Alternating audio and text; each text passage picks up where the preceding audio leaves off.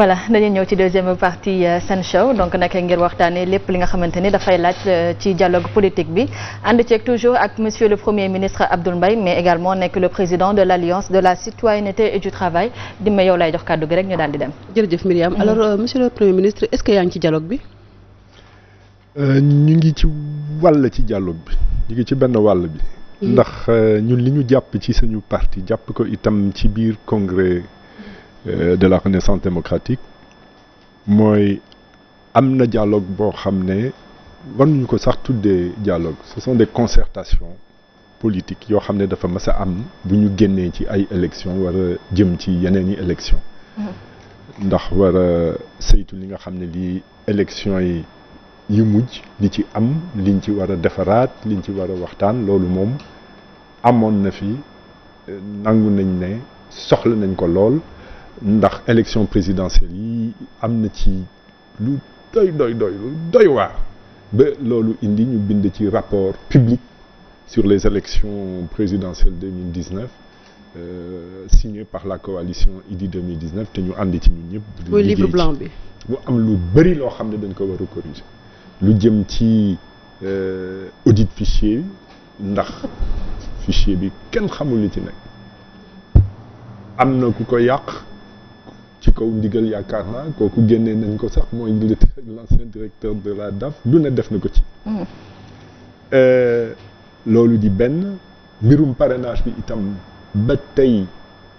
jàpp ñu war ko doxal mu tegu ci yoon ñoom ndax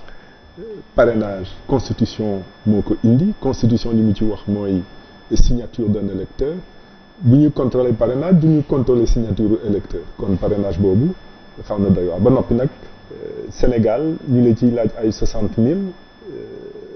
dëkk bu mel ni Tunisie ñu la fay laaj ay 10 000 kon am na lu bëri loo xam ne war nañ ci waxtaan jëmale ko itam ci bulletin unique ak yenn yu bëri yoo xam ne vraiment war nañ ko waxuma sax soppi waaye fàttali lii yoon war a nangu ak lii yoon warut a nangu ndax toog ba ca bésu élection ñu indi ay telex yoo xam ne dañuy soppi ni ñuy voté loolu kenn mësu ko gis Sénégal ren la soog a am ci élection présidentielle. ci benn pàcc bi kon ci wàll boobu ànd nañ ci. waaye dialogue national bu jëm ci pétrole ak gaz bu jëm ci lu ma xamul loolu moom bokkuñu ci kaw lan waxuñu ne dialogue warut a am waaye yow yaa ngi doon président de la République falu nga 58% yaa ko wax ñun jàppuñu loolu waaye moom moo ko wax falu nga 58%. ci kaw nga ne sa programme moo gën ci programme yi ci kaw sa programme indi na émergence ci biir Sénégal la ngi naat waaye nañ la bàyyi nga doxal sa programme loolu yu ñu soxla dialogue nga doxal sa programme bu fekkee ne li ngay doxal baax na opposition ne la déet du nii bu fekkee ne li ngay doxal baaxul opposition ne la du nii réew démocratie dafa soxla opposition ndax opposition mooy dundal démocratie waaye bu fekkee ne ku ne yaa opposant la nga tëj ko kaso baa nga ne ko kaay ci man mu am lu ma la jox baa nga ne ko kaay ñu dialogue national ana opposition. alors monsieur. c'est important de poursuivre boo seetee ba seet lépp lu jëm ci gaz ak pétrole bi nit yi wax tey yaakaar naa ne ñoo bokkut ci dialogue national ñoo nanguwut dialogue national bi ñuy oote mais loolu dafa am solo ndax am na loo xam ne lii opposition waru ko seetaan am na loo xam ne lii opposition daf ci war a xarañ looloo am solo waaye nag koo xam ne kii itam nangu nga dialogue national bi na nga ca dem waaye ñun de li ñu jàpp mooy opposition dafa war a doon opposition ndax opposition moo mën a dundal démocratie wax ñu nag mu dundal ko ci loo teg ñu ne baaxul déet bu baaxee ñu ne baax na baaxul ñu ne baaxul. alors dialogue national bi yaa ngi wax ci benn pàcc waaye damaa jàpp ma bëgg la laaj ndax dialogue bi da nga ciy bokk wala doo ci bokk te it le 28 mai bi nga xam ne ci la ñuy lancé dialogue national le président de la République il a été clair daañu waxtaanee lépp loo xamante ne day soxal réewu Sénégal te mbirum pétrole boobu ak gaz bi soxal na leen soxal na sénégalais yi pourquoi ne pas en parler ci biir dialogue national bi. mais pourquoi ne pas en parler hors du dialogue national lu tax ñu war a nangu topp leen sama ginnaaw ñu lu ma wax ngeen topp ci non moom nee na appel à témoin pour outil ji corruption ñun ne ko non plainte devant le juge mi ngi koy bañ mi ngi koy yéexal loolu soxlawul dialogue national ku nekk da ngay am sa position ëllëg dinañ ko laaj mais bor yi nga teg ci bopp sénégalais yi tey ak Sénégal ak suñuy doom yi ak suñuy sëti di ci tabax ay TER ak lu kenn xamul mais foog nga wax ñu li ci nekk lu tax bii yàq ana TER nee nañu daw na anamu et cetera mais loolu boo nekkee ci opposition nga ci mën a wax waaye tëju rek ci biir néeg ngeen di waxtaan sélectionner quelques candidats. dégg naa nga wax ne dialogue national bi dañ ko war a def assemblée nationale. lan moo gis nga ci biir démocratie opposition day doon opposition dialogue national du loo xam ne da nga koy tëj ci biir néeg ne bon de tel jour à tel jour ci biir weer diw dinañ toog def dialogue national mais non mais dialogue dafa war a am dialogue mooy lan nga wax ma wax ñu seet li gën ci réew mais loolu waruñu ko warut a jeex permanent ku ne am na tooñ bu ñu tooñ Sénégal nañu oote marche nga bàyyi ñu marche loolu dialogue la bu leen dóore bu leen toj oto yi bu leen sànni xeer marche pacifique mais ça fait partie de la vie de la démocratie loolu dafa bokk ci dialogue béréb bi nga xam ne bii nag foofu la dialogue war a jëkk ne mooy assemblée nationale man ci li ma xalaat ndax ci yoon assemblée nationale ña fay toog ay ndawu askan wi la sont les représentants du peuple les députés du peuple kon dañu war a toog waxtaan waaye lu day ni constitution ñëw ñu war ko soppi ñu ne nañ ko soppi sans débat donc ku sañ a def loolu bu la ootee ci dialogue di nga ko topp man je n'y crois pas. d'accord ci dialogue politique bi fan yi ñu génn rek gis nañu ni déggoo am na ci nan la ñuy tabbee maire yi muy mode d'élection bi élection locale yi d'ailleurs dàq nañu ko alors tey jii est-ce que xoolaat ni ñuy tabbee maire yi est-ce que loolu réglé na problème bi ci wàllu élection locale je veux dire. gis nga xëy na dinañu wax ne dama ñaaw njort waaye lu ñu teg rek am na lu ma ciy ragal. duma làq ne élection du maire au suffrage universel loolu ñun mi ngi ci suñu programme ndax ci dëgg-dëgg conseiller di dajaloo di fal maire ku ne xam ne ni muy doxee dañu jënd conseil yi c'est comme ça que ça se passe faut le dire kon war nañ ci ut pexe waaye ci naka bu fekkee ne fal nga maire te waxuloo conseil yi naka lañ leen di fal ak lan moo nar a doon seen wàll ci fonctionnement mairie jafe-jafe mën na am lu mel ni maire ñëw nekk benn espèce de président local lu ko neex def ba pare nag jiital ci lépp lu jëm ci kaw suuf. ni ñuy tabee adjoint au maire tamit réglé gu ñu question boobu. Attention loolu yëpp foog ñu seetaat ko bu baax a baax a baax. ndax élection maire au suffrage universel ci dëgg-dëgg loolu yokkate la waaye li ci topp adjoint ak conseiller lan mooy seen wàll ci ni ñuy doxalee mairie loolu itam war nañ ci teg bët bu baax a baax. d'accord sànq yaa ngi wax ni yaa ngi ci benn wàll bi ci dialogue politique bi surtout laay ñëw xam nga dialogue bi dès le départ bi ñu laajee ñenn ñi seen xalaat les acteurs surtout l'opposition dañu ne woon ngir dialogue am il faut que toutes les conditions soient réunies te loolu bokkoon na ci libération Khalifa Sall alors tey bu ñu déggoo ak kàddu yi président de la République est-ce que dialogue bi tey ji amati na sa raison d'être. dialogue boo xam ne mën na indi tane ci ni ñuy doxalee élection Sénégal. mën na loolu kenn mënu ko bañ ci dëgg-dëgg ndax li am ci élection présidentielle yii musu fi am ça c'est clair mais dëgg la itam mais loolu itam mi ngi tegu ci ban façon ngi njiit la ñu am ndax wax naa ko sànq dañu jëm ci élection présidentielle ci ni Macky Sall di doxalee li mu jëkk jiital mooy xaaral na éliminer candidat noonu lay doxalee damay éliminer mais loolu dëgg la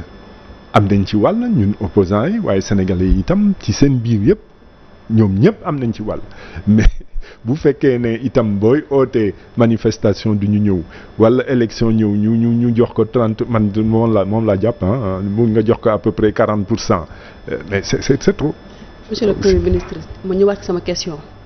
bi ñuy wootee dialogue bi dañu ne woon il faut que mu am ay conditions yu dajaloo te bokkoon na ci génne ñi nekk ci kaso bi waxoon nañ ci sax Khalifa Sall waxoon nañ ci Karim Wade mais est-ce que tey ak déclaration yi nga xam te ne ni président de la République yëkkati na ko moo posé waat sama question est-ce que dialogue bi amati na sens. non loolu am na loo xam ne opposition bëggoon na ko waaye am na loo xam ne tegu ko mu doon condition pour concertation politique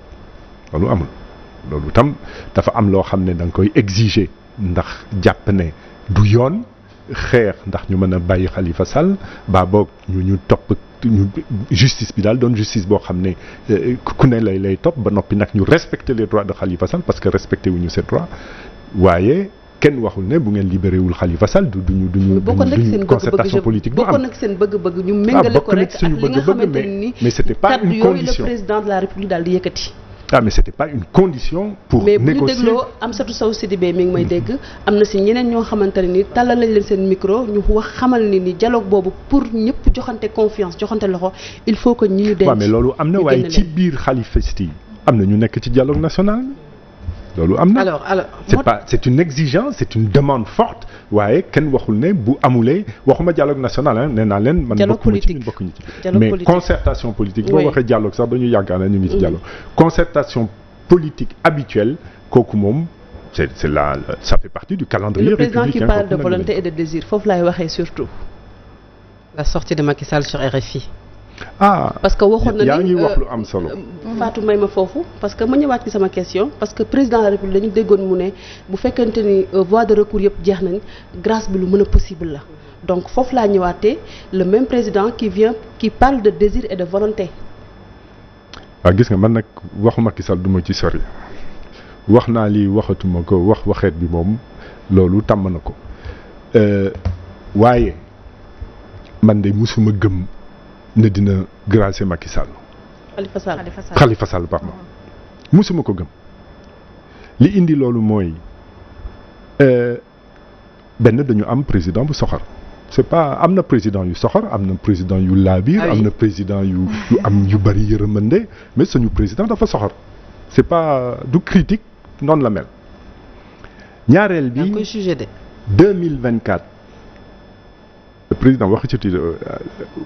ko ci dara de ñaara mën a am benn mu soppi constitution ba mu laaj conseil constitutionnel ñu ne ko mën na faluwaat mu jàll ñaar bu fekkee ne loolu mënul ne ndax Sénégal yi jóg nañu taxaw temm ne lii du fi amee mu seet kan la fiy teg alors looloo mën a am alors waaye ku nekk ci loolu ci yooyu mëbët mais élection 2024 mais ça va être ces élections te dina des ci li mu daan def éliminer candidat loolu la xam loolu la jàpp war ko doxal ci élection présidentielle kon du bàyyi Khalifa Sall man de loolu laa jàpp ñaareel ba soxla na PS des ak moom libérer Khalifa Sall mën na ko ci yàqal dara kon gisuma daal ci boo jiitalee xel dong ak xam ki ma xam.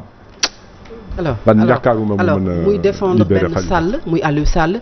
fàtte ki nga xam ne mooy Khalifa Sall ci kaso bi dafay firndeel ne Macky Sall mooy le maître du jeu. mais ça c'est évident gis nga benn dafa am la président du Sénégal waxaguma Macky Sall président du Sénégal. suñu constitution doole bi mu teg ci loxoom tax na il est toujours le maître du jeu loolu moo am yokk na ci dara dindi na ndax bu njëkk ba exécutif c'était bicéphale amoon na président ak premier ministre bon premier ministre bu amul doole waaye au moins premier ministre boo xam ne assemblée nationale mënoon na ko ne ko li ngay liggéeyal Sénégal ànduñu ci ak lii motion de censure loolu sax mu ne bëggatuma ko dindi na ko kon yokk na doole président de la République mais boo lan na des mu laabiir mu am yërëmande mais loolu amul ci moom attention ndax le président Ablaye Wade amoon na doole comme lui waaye Ablaye Wade le président Ablaye Wade il avait une conception de sa personne il avait des comportements chevaleresques mais Ablaye Wade dafa ne le 23 juin bàyyi leen ñu défiler bàyyi leen ñu ñëw manifester devant l'Assemblée nationale parce que je suis un démocrate dafa am fu mu teg boppam donc président de la République ci boppam il est le maître du jeu waaye nag boo ca tegee koo xam ne amul yërëmande laawul biir faalewul dara lu dul naa toog bu boobaa nag c'est la alors ñu bëri jàpp nañu ne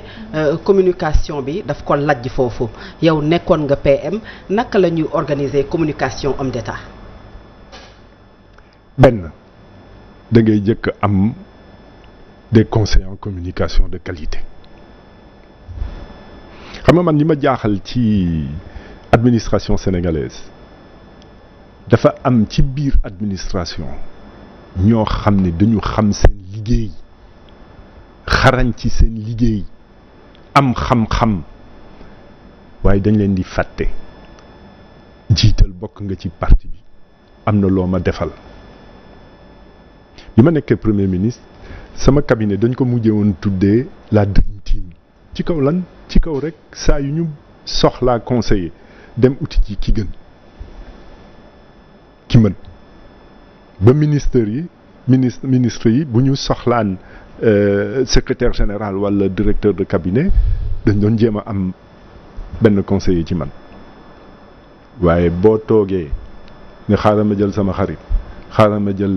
ku ànd ak man ci parti bi xaaral ma jël sama mbokk doo am ku mën mu des nag yow amuloo conseiller ndax aay nga ndax dafa am wàll itam boo xam ne yaa ko moom man de dégg naa li mu wax ci grâce présidentielle bi mais c'est une erreur de communication grave yow yemal rek ci ne musuñu fi am grâce boo xam ne dañ ne dinaa def grâce xaar leen ma maa ngi ñëw grâce yaa ngi koy xam boo signé sa décret yemal ci loolu ne bés bu waree am di ngeen ko xam ci décret bu may signé yem ca loola. parce que Ndeye Dimet waaye maa am doole lu ma neex def. Ndeye Dimet mi ngi koy wax sànq ñaari mots yooyu muy volonté et désir ñu bëri dañu jàpp ne c'est trop dire en fait ci koo xamante ne. mais c'est une grave erreur de communication waaye ndax Macky Sall gëm na ne mi ngi il est le président de la République c'est ça le problème mais il est président de la République soxlawul naan man la c'est pas la peine maay signé dëgg la c'est un droit constitutionnel. waaye kenn musu fi dégg président bu naan dinaa gracier kii soog a signé da ngay signé nit yi xam ne gracier nga et puis c'est tout. alors tey jii est-ce que tey jotul tey ak kaddu ñu dégg président de la République yëkkati ko est-ce que jotul tey ñu xoolaat condition de grâce yi nañu koy gracier kan moo war a joxe grâce parce que ba fii xam nañ ni président de la République rek moom moo war a gracier vraiment voilà mais tey jii ak li xew par exemple ñaari exemple kaawu Khalifa Sall laay jël ak kaawu Wuri Diallo bi nga xamante ne ni dañ ko gracier ba pare ñu gis ni am na ab scandale bu ci am ba ñu ubbi ci ab enquête. gis nga li ma jaaxal ci cas Wuri Diallo ci yoon dañu war a retirer décret la génne beneen waaye dañu ne rek ubbi nañu enquête mais c'est incroyable ce pays là loolu dafa doy waar waaye nag loolu du dindi itam ne constitution droit de grâce président la ko jox kon mooy seet non ça c'est clair foofu laay ñëwee ci constitution boobu justement président moom rek moo am droit gracier alors mais waaye dafa war a tegu ci yoon doo gracier koo xam ne kenn xamagul ndax dañ ko condamné am monsieur le premier ministre foofu laay ñëwee bu ñu déggee président de la République encore une fois di wax désir ak volonté est-ce que laajul tey ñu xoolaat ci constitution bi yoon du président rek mooy gracier mais ñu xool ñeneen ñu ko war a seqal.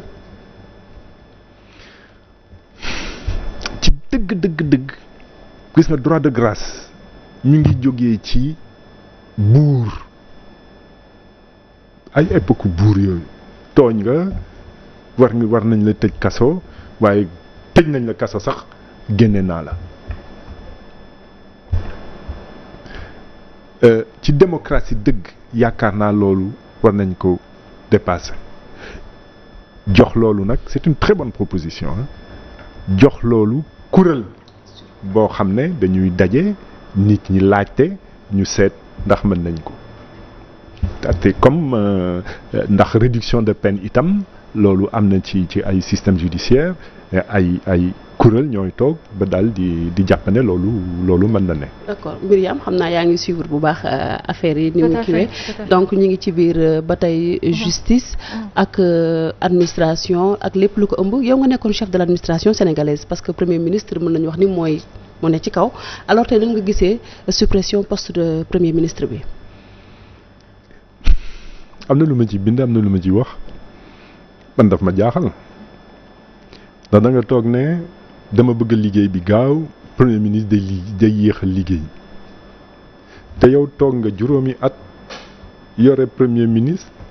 naan moo gën ci gaañi liggéey bi rafet na élection bu ñëwee nga teg ko muy njiitu sa liste yeeg yooyu ak directeur de campagne.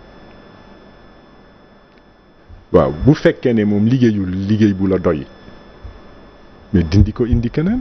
waaye bu fekkee ne poste boo xam ne bi teg nga fa ku liggéeyul loo xam ne di mën nga ko jàpp muy liggéey bu rafet da ngay daal di barrer poste bi kon fu ñu jëm bon diw liggéeyul bu baax naa fa teg ku baax ku mën liggéey bi. loolu la ñu mën a dégg kon li mu jiital muy. prétexte loolu amul te nag premier ministre bu baax premier ministre bu bon suppression premier ministre ci wàllum efficacité administration dina ko yàq. dina ko yàq ndax coordination premier ministre moo ko yor ndax tey jii bu ñuy jóg ji xeex mbënd dëgg la ministre de l'hydraulique bi nga xam ne bi décret de répartition dénk na ko moo ko yor.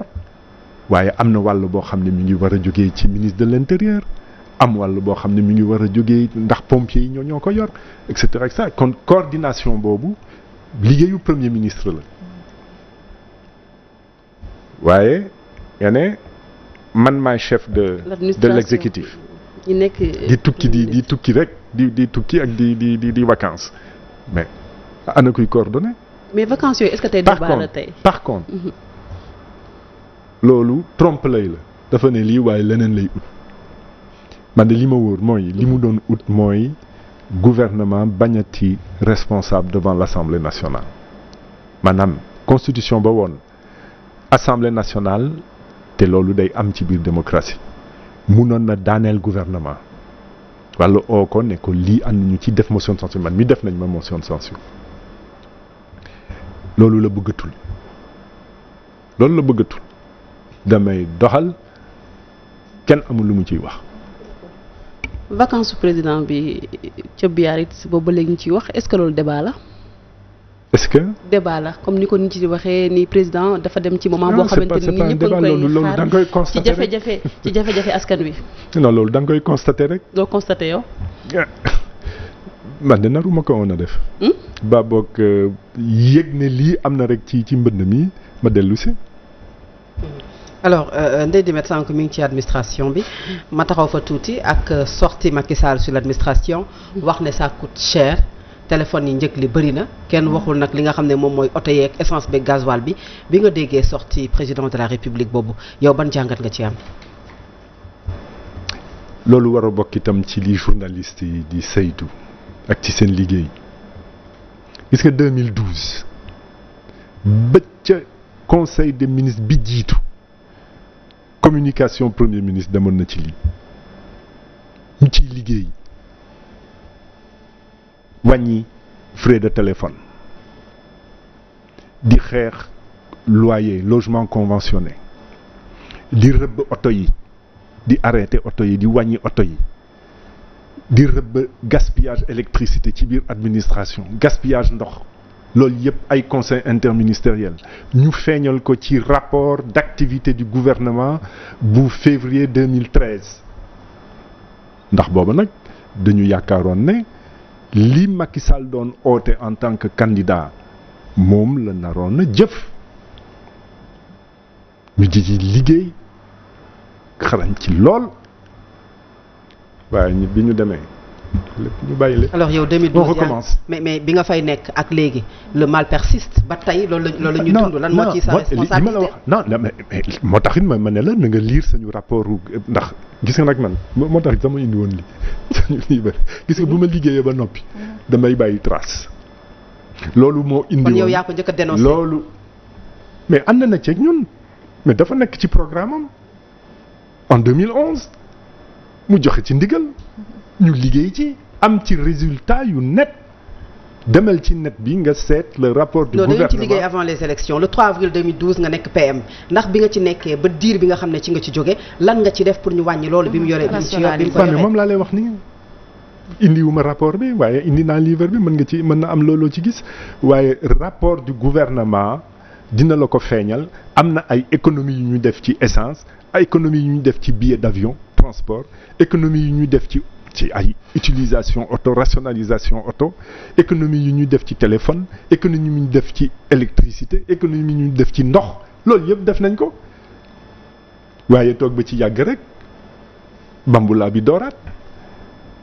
Monsieur le Premier ministre ba nga nekkee ci nguur gi en tant que Premier ministre est-ce que gisoon nga coût boobu nga xamante ne ni moom le président de la République di wax ni dafa cher trop ci administration est-ce que yow gisoon nga ko. ban coût.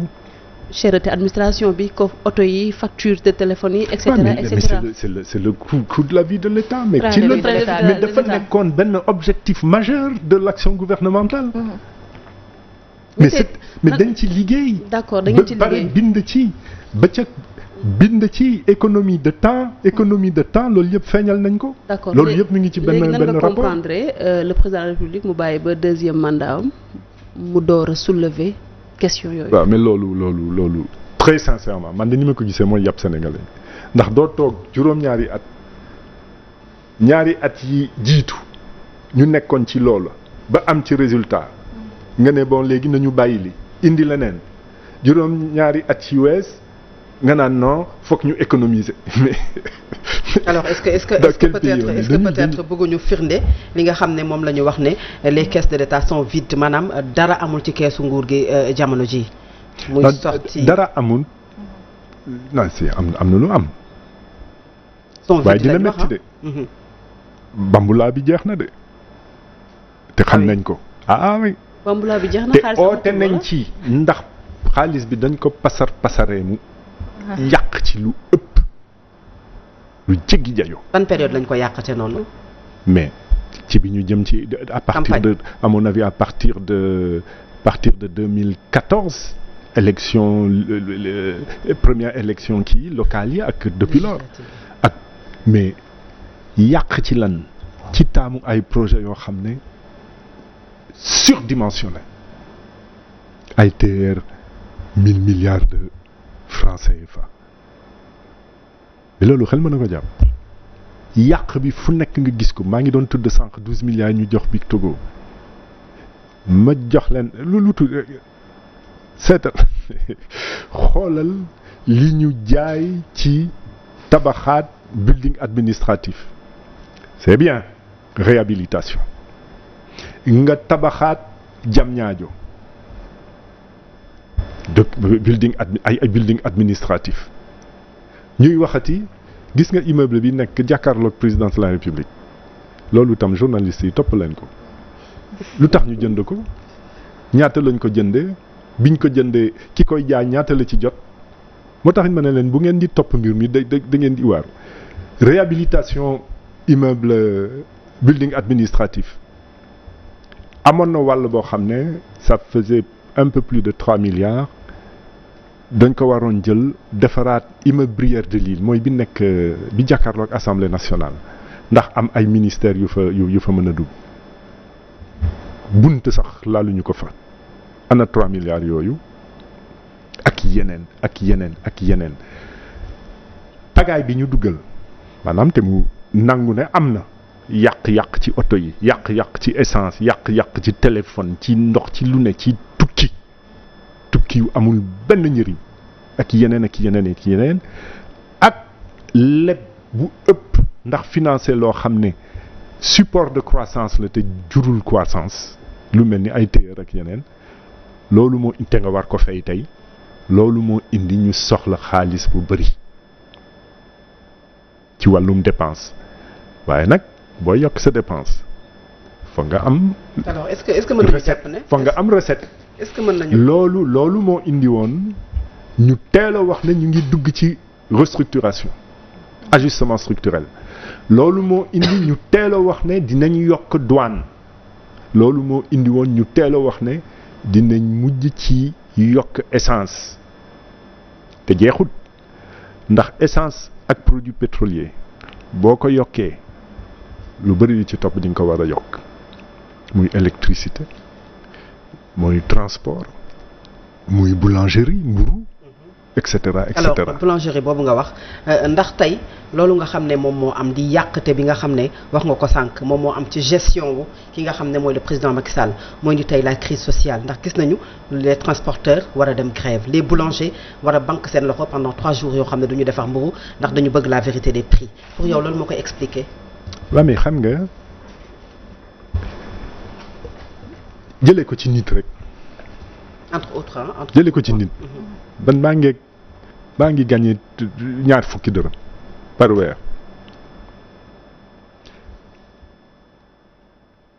nga war ci yem ci wàllum dépense jékki-jékki nga daal di bëgg loo xam ne wees na sa poos dafa nga uti ko feneen état nag bu koy uti ji daf koy uti ji ci askan wi tôt ou tard consommateur ak électeur ñooy fay. d'accord. amul sikki sax xanaa ñu may ñu xaalis. xanaa amul seet fu ñu mën a may xaalis. waaye lépp loo yàq jëmale ko ci politique jëmale ko ci projet yoo xam ne ay caaxaan la jëmale ko ci lu waroon a dugg te duggut maanaam li nga jox Frank Timis waroon a dugg ci budget bi duggut et cetera bés dina ñëw. Sénégalais yi ñoo koy fay naka lañ koy fayee ci li ñuy jënd mu yokk ndax taxe ak i leneen loolu moo am. sànq yaa ngi wax ci mbirum yoon ci mbirum toppee nañ la faux et usage de faux nga dellu si waat si nan nga ko dundee et puis surtout est-ce que tey am nga conviction que ni justice mën nañ ko utiliser pour combattre un adversaire politique. waaw loolu moom am na loolu xanaa loolu lay jëkkee loolu moom am na dund naa ko te gis naa ñeneen ñu ko dund. kon loolu am na usage de faux bi du ma ci sori kay li ma ciy wax rek mooy man bi ma mujjee jàkkaarloog président Amady Diouf bu cour d'appel li ma ko wax mooy ñetti at a ngi nii ñetti at ñu may topp ci usage de faux. wax leen ma ban faux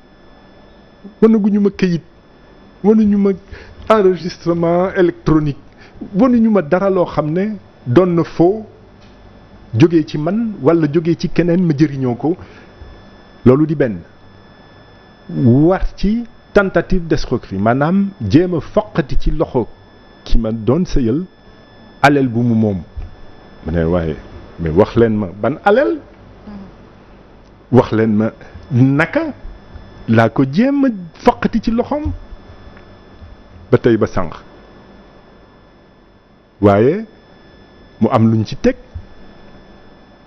1 an avec sursis condamnation prison kaso loolu li muy indi mooy inéligibilité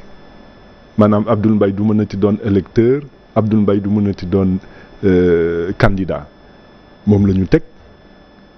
Karim Wade c'est la même chose mais ça c'est politique ba noppi li ci gën a reelu mooy ñu ne tentative d'escroquerie du xam nga luy tentative mooy dama jéem nee na jéem nga wax naa ne amul waaye nee nañu jéem naa kon naa jox soxna si 100 millions de francs CFA ci jéem alors c'est quand même incroyable alors loolu de bon metti na ndax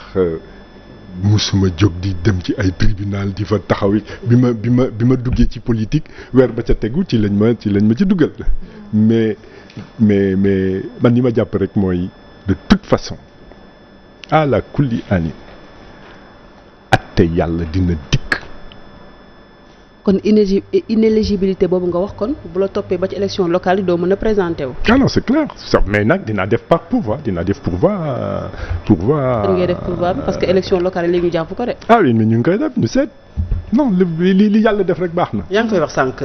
sa vie privée dem sur la place publique. nan la def loolu métti na très sincèrement métti na gënaluma waaye encore une fois gisuma. président Macky Sall mu am lu mu xeeb ci li jëm ci politique ak ñi mu àndal d'ailleurs c'est ci calcul politique gisuma loo xam ne xeeb na ko ne lii. alors monsieur le premier ministre le 3 avril 2012 bi ngay nekk PM bi ngay génn xalaatoon nga ne di nga am comme yi nga wax ni ne mbir mi dossier bi dafa am relance politique ak yi nga xam ne yaa ngi koy dégg parfois dégg nañ fi Madiambal Diagne dem ba wax ne psychiatre yow di nga ko soxla dégg nañ fi ay sorties proche Macky Sall nga xam ne saa bu ñu génnee rek dañu yëkkati ay kàddu di ko wax ci yow yaa ngi doon xalaat lii terrain politique bi moom boo fi xasee ba dugg rek lii moo la ciy fekk. benn li may njëkk a wax mooy man génnuma 2013 rek dugg ci politique. 2016 laa dugg ci politique. 2013 bi ma ci génnee li ma njëkk a def mooy taxawal benn kuréel bu ñuy wax club travail et vertu. di liggéeyal Macky Sall. dajale ay cadre demoon nañu ba mat juróom-ñaari téeméer di ko liggéeyal. ci bu waxee autosuffisance en riz ñu defal ko rapport teg ci loxoom ñu waxee xeex les enfants de la rue talibé yi yelwaan ci tali bi ñu bind rapport teg ci loxoom bu ne tourisme war nañ ko fay daal war nañ ko màggal ñu bind teg ci loxoom et cetera waaye ma dem ba ci yàgg daal di gis ne Sénégal lenn rek a ko mën a soppi ndax loolu yëpp dañ ko teg ci loxoom waaye gisu ca dara defu ca dara mooy ñu soppi ni ñuy doxalee politique waaye yem rek ci soppi politicien dindi politicien teg politicien dara du soppeeku dara nañu soppi ni ñuy doxalee politique du yëfu soxla naa jaraja xaaral ma uti ji ma uti ji ko jaar ci politique du ñàkk naa oto ñàkk naa kër xaaral ma politique dinaa ko am soxla naa million soxla naa milliard xaaral ma politique ndax loo jël ci politique xañ nga ko ay ñu néew doole xañ nga ko askanu réew politique da ngay nangu liggéeyal sa askan liggéeyal sa réew loolu moo indi ma dugg ci politique waaye nag xamoon naa ne du yomba xamoon naa ne dinañ dal sama kaw te loolu non seulement waxoon nañ ma ko waaye du ma def mais ci dëgg-dëgg musuma yaakaar ne dinañ ne kii daal foog ñu rendi ko foog ñu rey ko foog ñu yàq ko non foog ñu xeex la d'accord parce que ñoo yore doole mais vraiment ci dëgg-dëgg xaw ma woon ne lii yëpp dinaa ko ci fekk. alors mën nañu ban problème nga la premier ministre Abdoul Mbaye am ak le président Macky Sall lan mooy contentieux bi. mais moi j'ai pas amul problème bu ma am ak Macky Sall je suis un adversaire politique. mais Macky Sall bu defee lu baax mës na ko def bi mu jàppee war a intervenir en Gambie waaye jiital ci CEDEAO j'ai trouvé ça très habile et ñu daal di génne benn communiqué ne li mu def tegu na yoon lu baax la j'ai pas de problème avec Macky Sall. D'accord. waaye bu toogee doxal loo xam ne du njëriñu Sénégal du intérêt Sénégal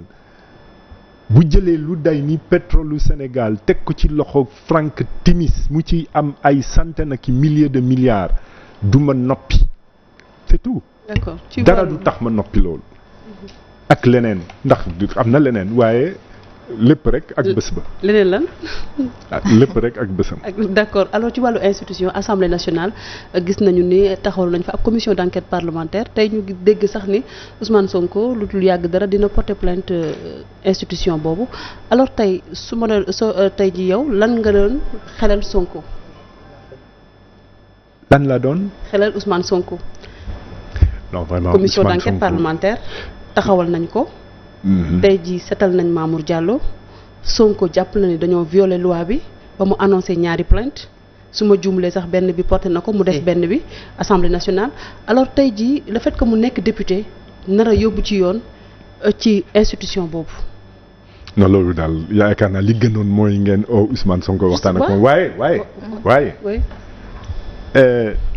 commission d'enquête parlementaire soxla nañ ko ci yeneenu mbir de su dul 94 milliards ne kële am na ku ko jël mais affaire u pétrole bi duñ ci jóg affaire u mbënd mi nga xam ne ça fait des années et des années mënuñu ci génn duñ ci jóg. Non mais on a un problème dans ce pays ak yeneen affaire u Big Togo bi duñ ci jóg naka nga mën a toog rek benn indi visa yàq tourisme Sénégal mu jeex nga ne bon ça y est yàq nga tourisme Sénégal jox nañ la 12 milliards ñibbil mais duñ ci jóg. d'accord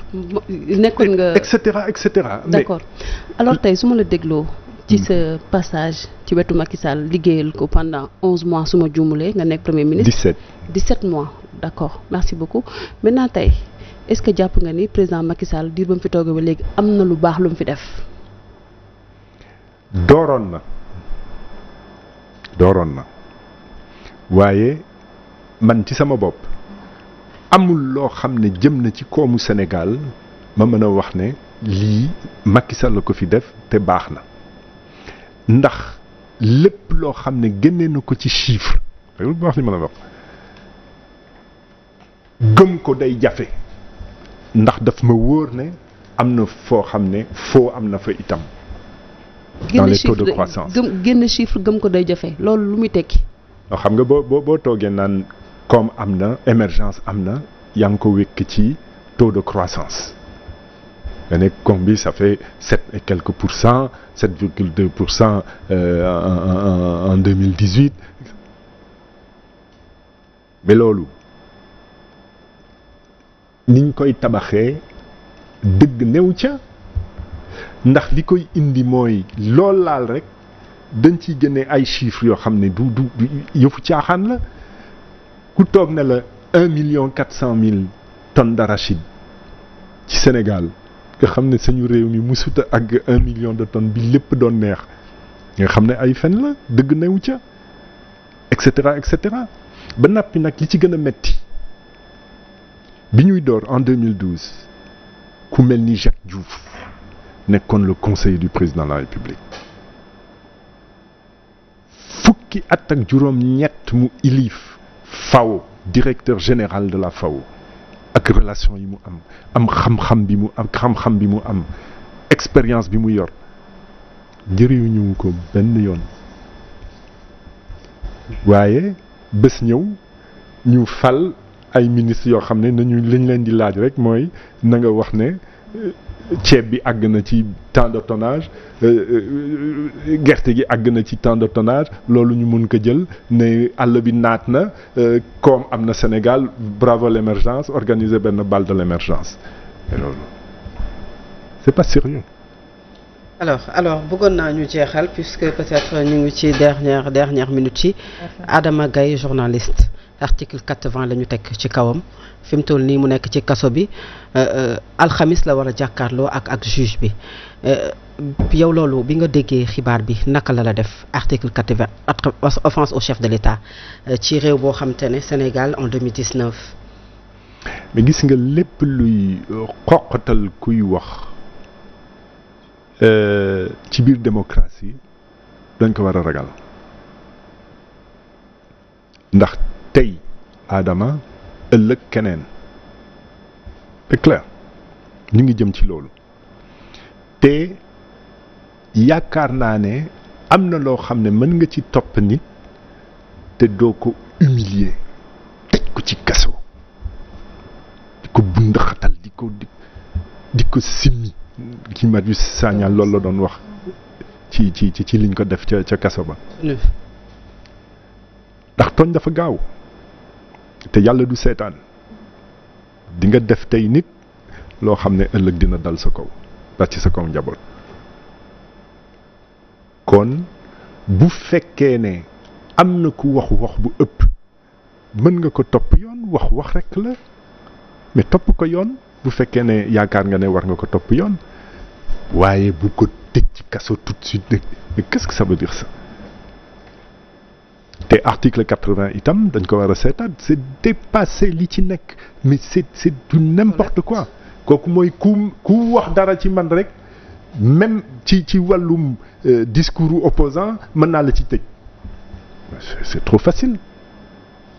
Monsieur le Premier ministre ci mbirum wér-gi-yaram temps yi passé am na ab bateau bi fi ñëw di faj suñuy malade alors tey est-ce que loolu mën nañ ko méngale ak émergence. li wër ba wër mooy suñu émergence su Sénégal bii émergence bu xaw a doy waar la te li mu fàtte dafa bari te wér-gu-yaram bokk ci soxla nañu gaal bu jógee bitim réew di faj te itam suñu kilifa yi ku ci feebar ñu jël la yóbbu bitim réew ñu faj la fa jot na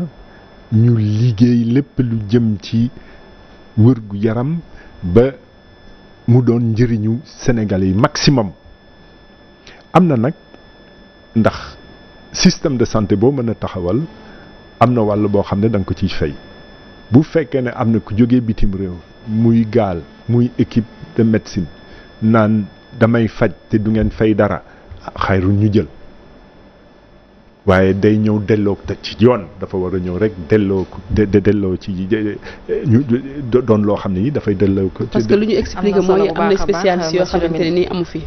c'est ça exactement donc complément lay doon waaye du doon loo xam ne bu amut nit ka ñàkk bakkanam c'est ça le problème. am na solo bu baax a baax monsieur le Premier ministre ñu di la jaajëfal en tout cas internautes yi kontaan nañ lool ndax di sànq ba léegi ñu ngay réagir ñu ngi lay féliciter di la encourager.